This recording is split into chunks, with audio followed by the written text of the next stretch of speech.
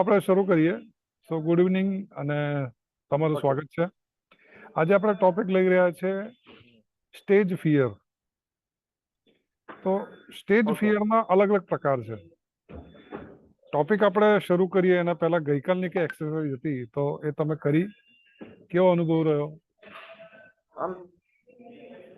થોડુંક સારું લાગ્યું મને, પણ મેં તમને વાત કરી કહું કે થોડુંક મારે અમુક પ્રોફેશનલ આને કારણે હું અમુકથી 30-40 સેકન્ડથી વધારે કન્ટિન્યુ ના કરી શકો. આઈ એમ એપોલોજાઇઝ ફોર ધેટ. મેં કઈ એક્સરસાઇઝ કીધી હતી? મેં કઈ તમારે એક્સરસાઇઝ? 1 મિનિટની અંદર એલિવેટર સ્પીચ બોલવાની, તમારે પોતાની જાતને બધું રજૂ કરવાની. હવે હું તમને ખાલી કહી દઉં. હલો, મારું નામ એડવોકેટ રવિ માંડેલા છે. મારો જન્મ 1985 વડોદરામાં થયો હતો. મેં લોમાં ગ્રેજ્યુએશન કર્યું છે અને મારું સપનું નાની પાલખીવાલ જેવા અને મુકેશ એમ પટેલ જેવા સફળ કરવેરાના ધારાશાસ્ત્રી બનવાનું છે. આભાર. ઓકે, મેં આ પ્રયત્ન કરજે, હું રિપીટ કરતો હતો, એટલે વાત કરતો હતો, બીજું કઈ નહીં. તમે મને કહી શકો છો, ટપારી શકો છો, સુધારી શકો છો કે રવિ આટલા પોઈન્ટ્સમાં ભૂલ થઈ આ છે. મેં મારી સમજ પ્રમાણે મારી લિટલ સ્પીચ થોડી તમને કીધી. ચાલો, તો ગઈકાલની એક્સરસાઇઝ માટેનું મેં 1 મિનિટ માટે વાત કરી તો 1 મિનિટ તમે શું નક્કી કર્યું, શું બોલ્યા, શું વિચાર્યું 1 મિનિટ માટે?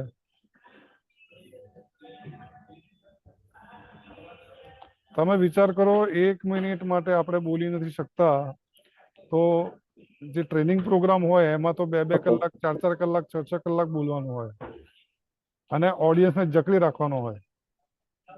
આજે અમદાવાદમાં મારી એક મીટિંગ હતી. એ મીટિંગમાં રવિને ખબર છે પેલું હે ટૂલ? ખબર છે ને?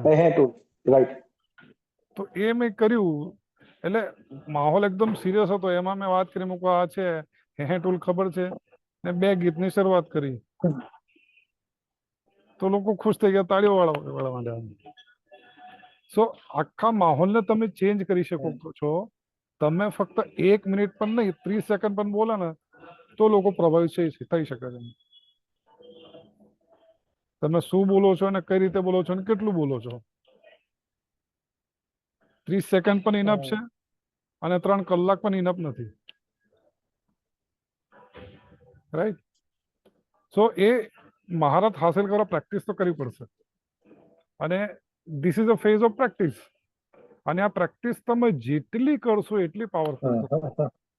રાઈટ? તો ફિયરનો ફૂલ ફોર્મ છે ફિલિંગ ઇમોશનલ એન્ડ રેસ્ટલેસ. આવું ક્યારે થાય કે માણસ જયારે ચિંતિત હોય, ઓવર થિંકિંગ કરતો હોય, એના મનમાં કઈ શંકા હોય, બહુ જ ચિંતા કરતો હોય, વગર કામની ચિંતા કરતો હોય કે ગ્રુપમાં શું ચાલે છે, કોને કાઢ્યો, આવું કેમ લખ્યું, ભાઈ આપણે શું લેવા દેવા. ખ્યાલ આવે છે? Okay. So we don't have to about irrelevant thing. મેં એક વખત મેસેજ મૂક્યો, કોઈ રિપ્લાય નહીં આવ્યો, મેં છોડી દીધું. એને જે કંઈક કર્યું એના માટે કંઈક મતલબ છે, આપણે સમય શું કરવા બગાડવો. So feeling emotional. Ravi, are you getting me? So feeling emotional and restless. આવું જયારે હોય ને ત્યારે આ બધા પ્રોબ્લેમ થાય. હવે એ કયા કયા પ્રોબ્લેમ છે? ઓકે. તો સ્પીકર હવે 3 ટાઈપ્સ ઓફ પ્રોબ્લેમ. એક તો છે ઓડિયન્સનો ફિયર. હવે ઓડિયન્સનો ફિયર એટલે કઈ રીતનો ફિયર? તો કે ભાઈ હું જે ઓડિયન્સમાં જઉં છું, જ્યાં મારે સ્પીચ આપવાની છે, તો ત્યાં એ ઓડિયન્સ જે સામે બેઠું છે એ યંગ છે, એ મિડલ એજ વાળા છે, હાયર એજ વાળા છે, રિટાયર્ડ છે, વર્કિંગ પ્રોફેશનલ છે, કયા લેવલના છે, વર્કર લેવલના છે, મિડલ મેનેજમેન્ટમાં છે કે ટોપ મેનેજમેન્ટમાં છે, ભણેલા છે, ઓછું ભણેલા છે, ઓડિયન્સનો પ્રકાર. ઓડિયન્સ જો તમને ખબર નહીં હોય તો તમે આ રીતે ચિંતિત હશો. હવે તમે કોઈ એક ગામડામાં માનો કે સ્પીચ આપવા ગયા અને એ ગામડામાં તમે સ્પીચ આપો છો અને તમે ઉદાહરણ આપો છો અમેરિકા, અને તે ગામડું પછાત છે, અને ત્યાં તમે વાત કરો છો કે ભાઈ એઆઈ ની વાત કરો છો, એઆઈ થી આ થયું, એઆઈ થી એ થયું, તો એ ગામના લોકો કનેક્ટ થશે ખરા?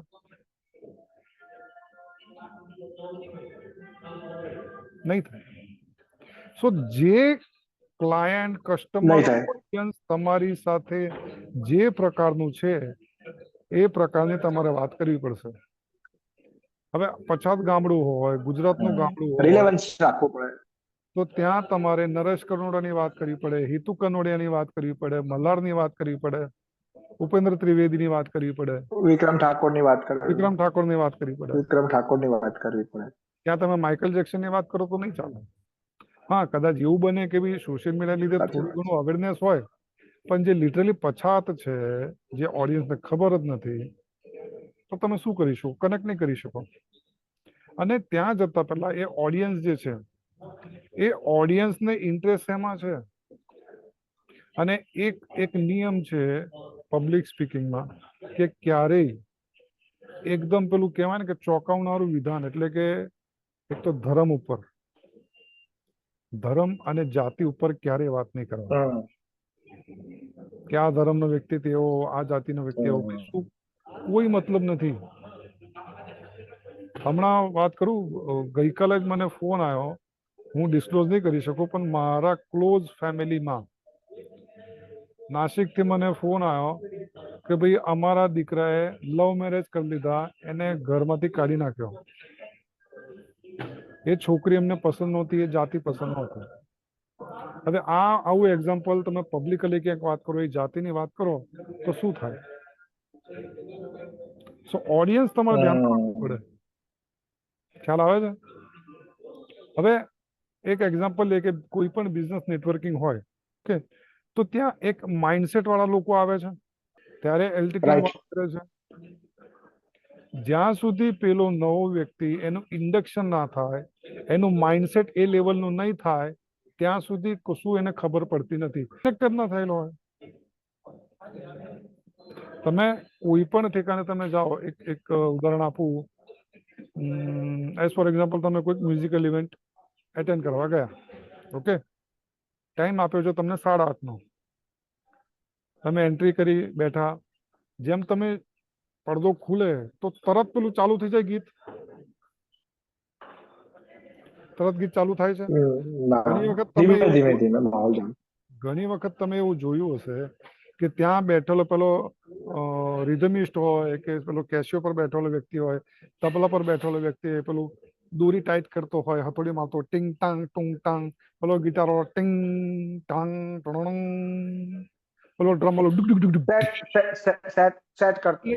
એ સેટ કરે છે, ટ્યુનિંગ કરે છે. આર યુ ગેટિંગ મી? તો એ ટ્યુનિંગ જ્યાં સુધી નહીં કરે ને ત્યાં સુધી નહીં થાય. અચ્છા, તમે કોઈ પણ વક્તાને તમે જુઓ સ્ટેજ પર આવ્યો, ડાયરેક્ટ શરૂ કરી દે છે સ્પીચ? નહીં કરતો.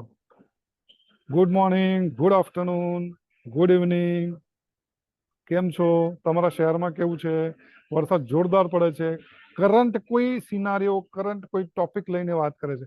ગઈકાલે તો જબરદસ્ત વરસાદ પડ્યો યાર, રાત્રે 2:30 વાગ્યા પછી બોસ જે વરસાદ પડ્યો ને, હા હા હા, એકદમ ઠંડક ઠંડક થઈ ગઈ. ત્યાંના લોકો, અરે હા યાર, બરાબર છે, સાચી વાત છે. R you getting me? So current સિનારીઓ લઈને વાત કરશે, તમને કનેક્ટ કરશે, ઓડિયન્સ કયા પ્રકારની છે સમજશે, અને પછી પોતાની સ્પીચ આપશે. સો નો, પેલું શું કહેવાય, બેંકમાં તમે જાઓ ખાતું ખોલવા, શું માગે છે એ લોકો? કેવાયસી. કેવાયસી એનું ફૂલ ફોર્મ શું? એનું ફૂલ ફોર્મ શું? નો your customer. Know your customer. તો અહીંયા શું છે? ઓડિયન્સ શું છે?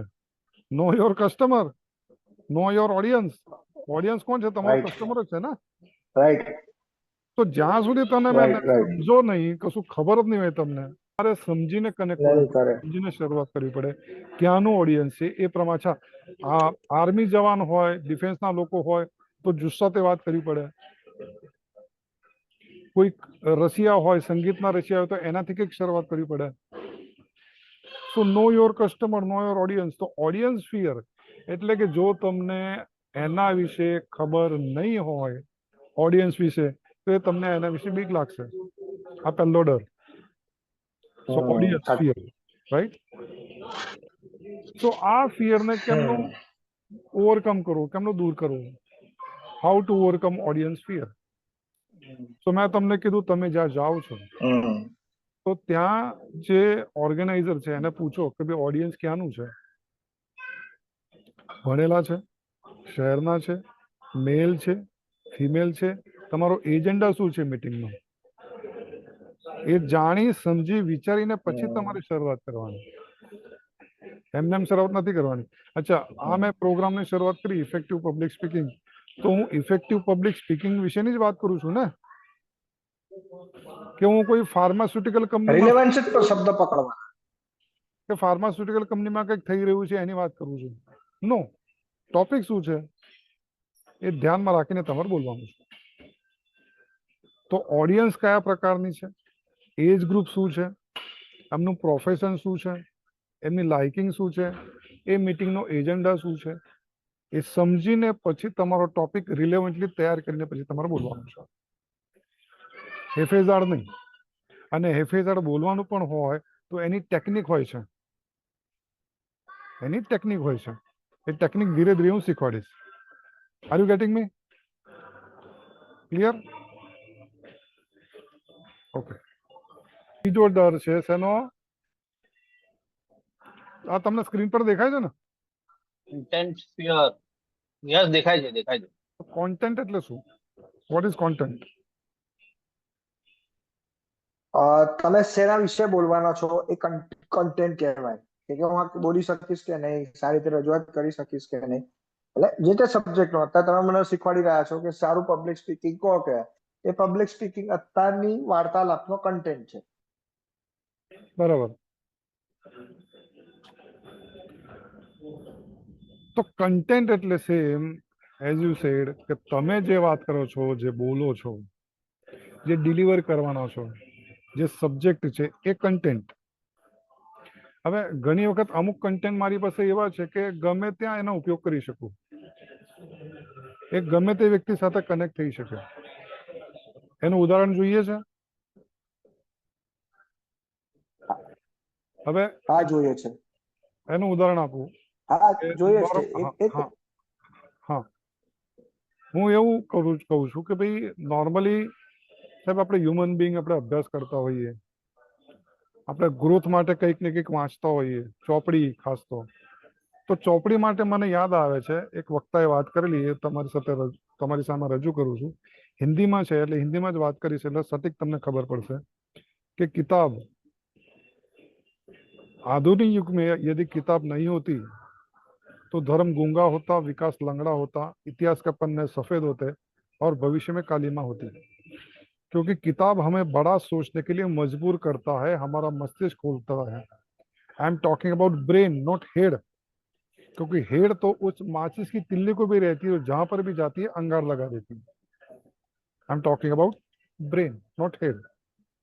इसमें इतनी संभावना है, इतनी संकल्पना है कि जितने आसमान में तारे भी नहीं, आप चाहो उतना डेवलप कर सकते हो. રિલેવન્ટ લાગે છે? આ ગમે ત્યાં ફિટ થઈ શકે. પરફેક્ટ. રાઈટ?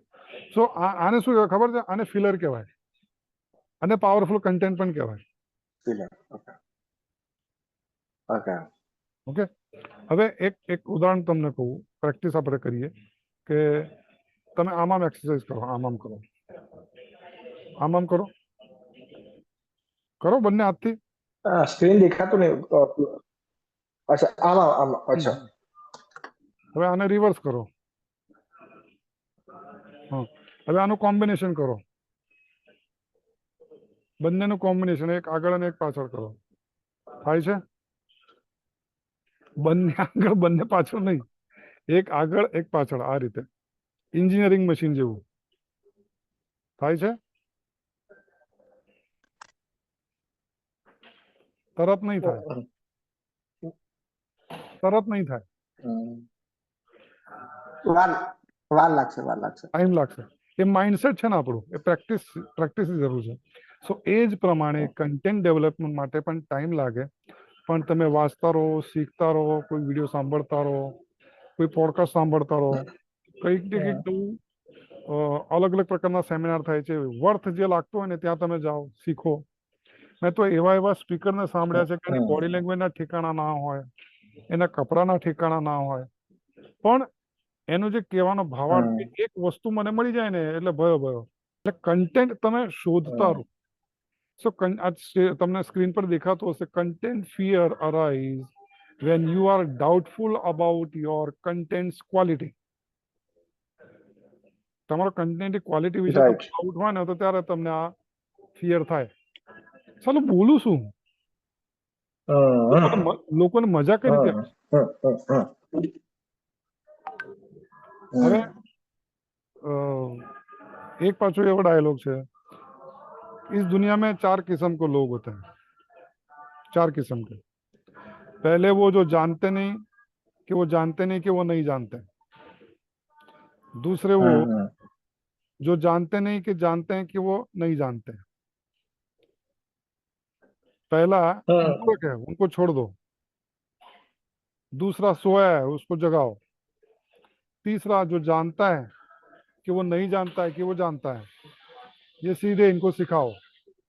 और चौथा वो जो जानते हैं कि वो जानते हैं कि वो क्या जानते हैं, इनको अपना गुरु बनाओ। 4 किस्म। तो मैं ये मानता हूँ कि चौथा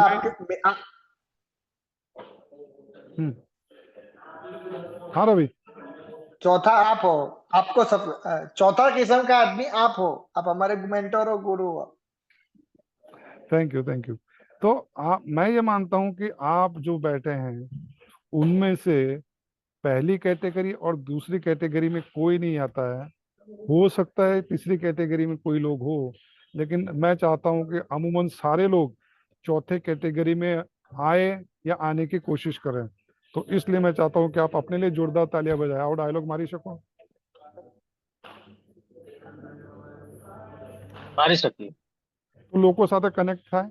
આ તું जानते नहीं वो नहीं जानते कि वो नहीं जानते। सको जो नहीं जानते हैं, बीजू वो नहीं जानते हैं कि वो जानते हैं कि वो नहीं जानते हैं। तीसरे वो जो जानते हैं तो नहीं जानते वो जानते हैं। और चौथे वो जो जानते हैं कि वो जानते हैं कि वो क्या जानते हैं।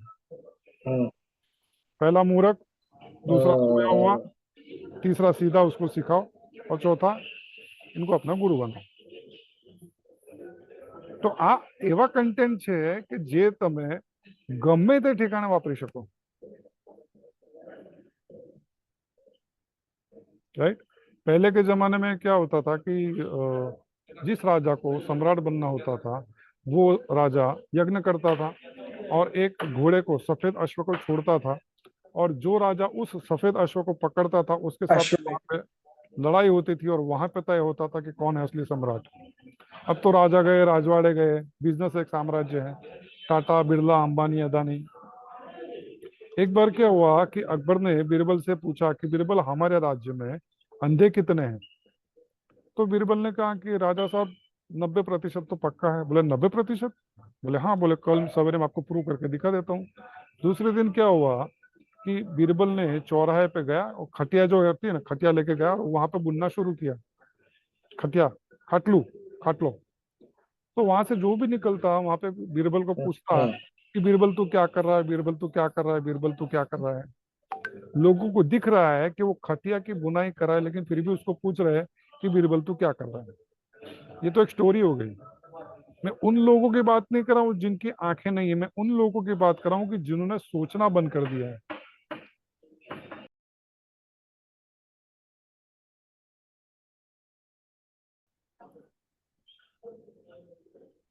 જ્યારે સટાયર મારવું હોય તો આ રીતે મારી શકો। એટલે કહેવાનો મતલબ શું છે કે પહેલો ફિયર ની વાત કરી એ કઈ? પહેલો ફિયર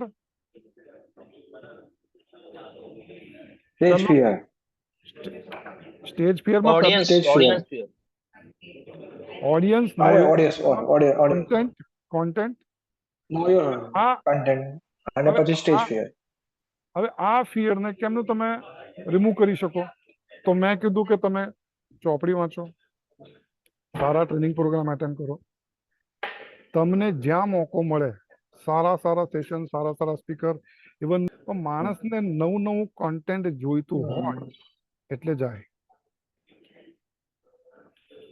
તમે એવું સમજો કે ભાઈ આપણા આ ભાગની નીચે જે ખર્ચો કરીએ ખાવા ઉપર, કપડા ઉપર, એના કરતા આની ઉપર જે ખર્ચો કરીએ ને, આ જેટલો ખર્ચો છે એના કરતા 10% પણ ખર્ચો કરીએ ને, you will be another person. તો કોન્ટેન્ટ આ રીતે ડેવલપ થશે. ડેફિનેટલી 100%. ઓબ્ઝર્વેશનથી થશે, મૂવી જોવાથી થશે. તમે ફોકસ તમારું ક્યાં રાખો છો ને એની ઉપર છે. Performance anxiety. હવે આ પરફોર્મન્સ એન્ઝાયટી ક્યારે આવે? કે જ્યારે તમે પ્રેક્ટિસ જ કરી ના હોય. તું એવું વિચારે કે 5 કરોડ મને પોસિબલ fee નથી. આપે ને તો જ એની જોડે કામ કરું. ભાઈ સ્ટેપ બાય સ્ટેપ. ના. તમારે 10 સાચી વાત માળની છે. બિલ્ડિંગ જવું હોય ને તો પહેલો માળ પહેલા જવું પડે. પહેલા માળ જવા માટે પહેલું સ્ટેપ ચડવું પડે, પહેલા પછી બીજું આવે. તમે કૂદકો મારીને 2 સ્ટેપ 4 સ્ટેપ પછી તમે થાકી જશો. એટલે સ્ટેપ બાય સ્ટેપ તમે જાઓ. તો એ પરફોર્મન્સ એન્ઝાયટી દૂર કરવા માટે તમે શું કરી શકો? તો કે ભાઈ તમને જ્યાં મોકો મળે, પ્રેક્ટિસ કરવાની તમે કીધું. તમારું જે ફિલ્ડ છે, તમારા દોસ્તો છે, તમારા સોસાયટીમાં છે, કે તમારા પ્રોફેશનની કોઈક મીટિંગ થતી હોય, ઓફિસમાં, બિઝનેસમાં, જ્યાં પણ તમને મોકો મળે, ઊભા થઈને બોલવાની શરૂઆત કરો.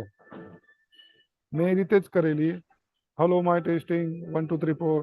આપણે મીટિંગની શરૂઆત કરીએ છીએ 5 મિનિટમાં, તો આપને વિનંતી છે કે આપણે જગ્યા પર બેસી જઈએ અને નાના બાળકો છે એમને થોડા સાઈડ પર લઈ લઈએ. ઓકે. આવું કંઈક ને કંઈક શરૂઆત કરો.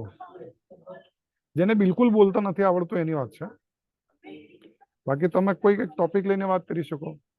મોકો શોધો તમે કે હું ક્યાં વાત કરું. તમારું જે ફોરમ છે, તમારો પ્રોફેશનલ ફોરમ છે, ભાઈ કોઈ પણ મીટિંગ સાહેબ મારે 5 મિનિટ વાત કરવી છે, શરૂઆત કરો. એટલે એ પ્રેક્ટિસ તમે કરતા રહેશો ને તો શરૂઆત તમારે થશે. તમે એવું નક્કી કરશો ને કે 5 મિનિટની સ્પીચ આપીશ, તમે 5 મિનિટની સ્પીચ નહીં આપી શકો. 2 મિનિટ 3 મિનિટમાં પૂરું થઈ જશે. એ તમે વિચાર કરશો ને અડધો કલાક વાત કરું તો નહીં થાય, એમાં તમે 10 મિનિટ 15 મિનિટમાં પૂરું કરી દેશો. અરે પ્રેક્ટિસ કરતા રહેશો ત્યારે તમે માસ્ટર બનશો એમાં. અને પ્રેક્ટિસ કરવાથી થશે. Right? So audience, content and performance, આ 3 ફિયર છે એ ઓવરકમ કરવાની વાત તમને મેં કરી. હવે આ જે કઈ વાત કરી એમાં તમને કઈ પ્રશ્ન હોય કે ડાઉટ હોય, યુ કેન આસ્ક મી. પ્રમોદભાઈ, આ શું કે પહેલાના જમાનામાં એક પત્ર આવતો હતો બંધ કવરમાં. તમે કવર ખોલ્યા વગર જ પ્રશ્નનો જવાબ આપી દીધો. મારા કેસમાં કવર બંધ હતું, મારો પ્રશ્ન આટલા હતા, પણ તમે કવર ખોલ્યા વગર જ મારા મનમાં શું ચાલી રહ્યું છે એ પઢીને એના જવાબ પૂરેપૂરા, બહુ પ્રોપર, બહુ સટીક થી અને બહુ પરફેક્ટ થી આપ્યા છે. ખૂબ ખૂબ આભાર. Grace of God. Thank you. That's why he is leader. અને શરૂઆતમાં જે તમારા માટે તરત શીઘ્ર કવિતા લખી તે ફરી રિપીટ કરું છું. લેખકો પોતાની હયાતીના હસ્તાક્ષર કવિતાથી રજૂ કરે છે. આ વાઘ પોતાની હયાતીની હાજરી હયાત હોટલમાં પૂરીને રજૂ કરે છે.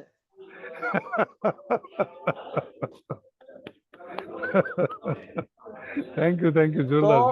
વાઘ સાહેબને હજાર સલામ શાયરીની ભાષામાં.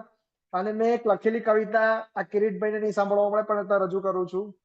વાઘ છે શક્તિનું સાધન અને પ્રતીક. વાઘ છે શક્તિનું સાધન ને પ્રતીક. પણ ના, મેં લખ્યું છે તો ભૂલી ગયો, પણ આટલામાં સમજો વાઘ શક્તિનું પ્રતીક છે, પણ માં સરસ્વતીના આશીર્વાદ એમના માથે છે. બસ બાકીની આખી મેં 8-10 લીટીની બનાવી છે. બધી બનાવશે તો હું તમને વિડીયો કોલ કરીને સંભળાઈશ કિરીટભાઈ. એ મોમેન્ટ તમે મિસ ના કરો. એટલે મેં વાઘ સાહેબ પર મેં મારી લખેલી તોફાની બારકસના તકલ્લુસમાં લખેલી છે.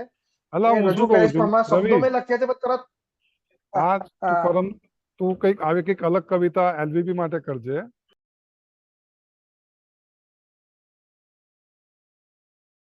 તો હું તને એક રેકમેન્ડેશન આપું, શક્ય હોય તો પરમ દિવસે MTV માં કિરીટભાઈને આવવા દે હમ તારા પર્સનલ ગેસ્ટ તરીકે. આ એ લોકો એલાઉ નથી કરતા. મેં હરીશભાઈને એટલે આ પૂછ્યું હતું તારા પરમ પર્સનલ દિવસે, ગેસ્ટ તરીકે એ લોકો એલાઉ નથી કરતા. નથી કરતા. અમે ફેમિલી મેમ્બર અને ઓફિસ સ્ટાફ નથી કરતા. અમે પૂછી લીધું, કારણ કે Fine, તમારા ચાલો. ફેમિલી મેમ્બર અને પર્સનલ, બાકી પણ કઈ Fine. વાંધો નહીં કિરીટભાઈ, હું વિડીયો કોલ કરી, વિડીયો શૂટિંગ કરીને 2 મિનિટની રીલ બનાવીને તમને મોકલીશ, તમે ચિંતા ના કરો. Thank you. Thank you વાઘ so much. વાઘ વાઘ વાઘ સાહેબ મેનેજમેન્ટ અને કલાના કાલિદાસ છે, આટલામાં સમજી જાઓ. એ તો એક્સપર્ટ માણસ છે, એક્સપર્ટ. થેન્ક યુ, કહું થેન્ક છું યુ, ને કે એટલે વાઘ છે મરાઠીમાં શક્તિનું, thank you for your love and વાઘ છે શક્તિનું વાઘ છે શક્તિનું પ્રતીક, પણ એમના માથે છે સરસ્વતીના 4 હાથ. વસંત ઋતુમાં કોયલની જેમ ટહુકે છે, અષાઢી મેહુલે કલાપીની જેમ ટહુકે છે, અને આવે છે શરદ પૂનમની રાત, તારા તોતા મેના જેવું મધુર સંગીત રેલાવે છે. તો વાઘ છે શક્તિનું પ્રતીક, પણ એમના માથે છે સરસ્વતીના 4 હાથ. હવે આનાથી વધારે નહીં કહું. વાહ ધીસ ભાઈ ઇઝ વાહ. Four Vasant. થેન્ક યુ, લોકો વસંતના આગમન હોય છે, આ વસંત કુમારના વાઘ છે જે આપણને સારું વાત શીખવાડે છે. થેન્ક યુ સો વાહ. મચ પ્રમોદભાઈ. થોડું Thank- બોલવામાં ઉત્સાહમાં આગળ પાછળ થાય છે, પણ મેં તમારા પર લખેલી છે આખી, હું કમ્પ્લીટ કરીને તમારી સામે રજૂ કરીશ. આ કિરીટભાઈ, આ થોડોક અંશ છે, એવું સમજો કે ટીઝર કમ ટ્રેલર છે. આખી ये કવિતા तो सिर्फ બનશે ये પછી तो सिर्फ પ્રમોદભાઈ થ્રુ તમને પહોંચતી કહીશ. चौकस, ये तो सिर्फ झांकी है, अभी तो बहुत कुछ बाकी है. બરાબર છે, બરાબર છે. આ પણ એક ડાયલોગ હતો. ચાલો. મેં જયારે બોલવાની શરૂઆત કરેલી ને, हाँ हाँ हाँ हाँ, अभी तो एक झांकी है, ये तो सिर्फ अभी तो एक झांकी है, અને પછી पूरा એવો पिक्चर अभी સમય बाकी है. અને એવો સમય પછી આવ્યો, 2000 સાલની વાત કરું છું, 150-200 લોકો હોય, મીટિંગ પૂરી થાય हाँ, પછી મને પેલા બીજા રૂમમાં લઈ જાય, એસી हाँ, રૂમમાં. ત્યાં 50 લોકોનું ટોળું આવે અને મારા પગે પડે અને મને કે સાહેબ મારા હાથે, મારા માથા ઉપર હાથ મૂકી દો, તમારો પગે લાગે. हाँ, ઓહો. એટલે એ કહું તો છું કે તમે કેવું બોલો છો એની ઉપર છે. લોકો કનેક્ટ થાય એટલે આવું થાય. સાચી વાત છે, સાચી વાત છે, સાચી વાત છે.